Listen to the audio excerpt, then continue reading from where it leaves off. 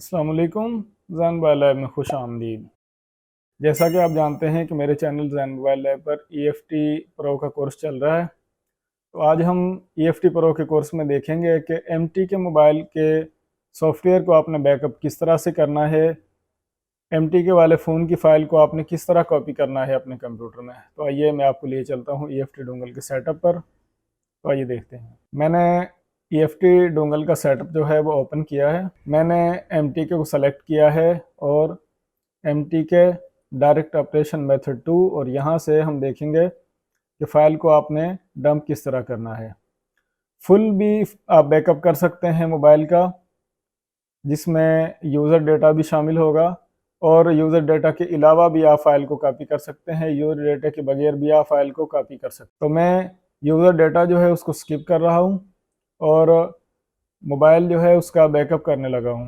ये मेरे पास फ़ोन है टेक्नो B1F, और इस मोबाइल को मैं कंप्यूटर से कनेक्ट करके इसकी फ़ाइल जो है वो कॉपी करने लगा हूँ कंप्यूटर में। तो मैं इस मोबाइल को करता हूँ पावर ऑफ। तो मोबाइल जब पावर ऑफ हो जाए तो आपने दोनों वॉल्यूम वाले बटन जो हैं उनको प्रेस करके कंप्यूटर से कनेक्ट करना है।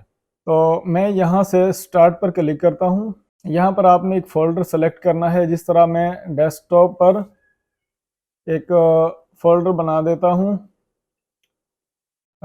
यहाँ पर न्यू फोल्डर, और जिसका मैं नाम रख देता हूँ B1F। तो अब ये जो B1F है इसको मैं सेलेक्ट करता हूँ। तो अब यहाँ पर जब वेट फॉर डिवाइस आए या वेट फॉर फ़ोन आए तो आपने कंप्यूटर से मोबाइल को कनेक्ट करना है। ईएफटी प्रो जो है वो यहाँ पर थोड़ा टाइम इसलिए लेती है क्योंकि उसको सर्वर से कनेक्ट होना पड़ता है और फिर ऑपरेशन जो है वो शुरू होता है। Starting okay. आप यहाँ पर देखें वेटिंग फॉर डिवाइस। तो जब वेटिंग फॉर डिवाइस आए तो आपने ये दोनों बटन जो हैं इनको प्रेस करके माइक्रो यूएसबी केबल से मोबाइल को कनेक्ट करना है। तो मोबाइल जो है वो कनेक्ट हो चुका है, आप यहाँ पर देख सकते हैं।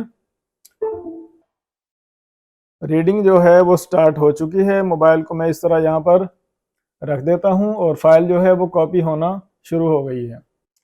अब इसमें टाइम का कोई तयन नहीं है कि कितना टाइम लगेगा, क्योंकि ये मोबाइल की स्टोरेज के हिसाब से है, मोबाइल के एंड्रॉयड वर्जन के हिसाब से है। जिस तरह मोबाइल का एंड्रॉयड वर्जन जो है वो हायर होगा तो उसकी फाइल जो है उसकी स्पेस ज़्यादा होगी, और अगर मोबाइल जो है वो थोड़ी स्टोरेज वाला है और एंड्रॉयड वर्जन लो है तो फाइल जो है वो कम साइज़ की होगी। तो अभी देखेंगे कितना टाइम लगता है इस फाइल को कॉपी होने में।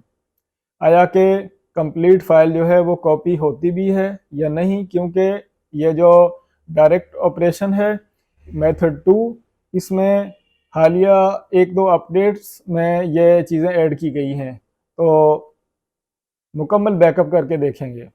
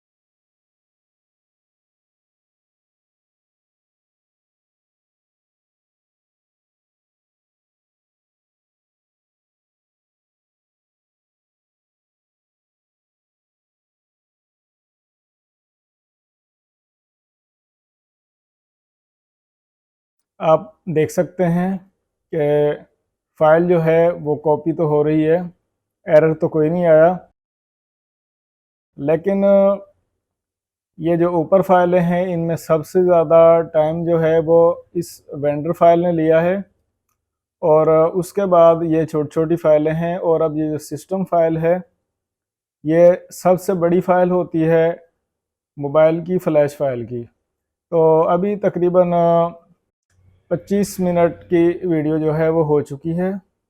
तो यहाँ जब से रीडिंग शुरू हुई है मैं स्पीड जो है वो फास्ट कर दूंगा, और अभी इस सिस्टम फाइल को कंप्लीट कॉपी होने के लिए कम से कम जिस तरह इसकी स्पीड है 1 घंटा लग जाएगा। तो एक चीज़ समझ में आती है कि ये जो सेटअप में एमटी के डायरेक्ट ऑपरेशंस में फ़ाइल को डंप करने की जो ऑप्शन है ये काम तो करती है, लेकिन इसकी स्पीड जो है वो अभी काफ़ी कम है, स्लो स्पीड है, अभी मज़ीद इसको इम्प्रूव करने की ज़रूरत है। मैं इसको यहाँ से मिनिमाइज़ करता हूँ, और आप ये देखें कि ये फ़ोल्डर जो है ये मैंने क्रिएट किया था, मैं इस फोल्डर को ओपन कर रहा हूँ। तो आप देखें कि ये इतनी सारी फाइलें जो है ये यहाँ पर कॉपी हो चुकी हैं। ये जो वेंडर फाइल है 256 MB की फ़ाइल है, तो इसने काफ़ी टाइम लिया है, और अभी जो सिस्टम फाइल है वो कॉपी होना शुरू हुई है, तो उसमें काफ़ी टाइम लग जाएगा। तो आज की वीडियो को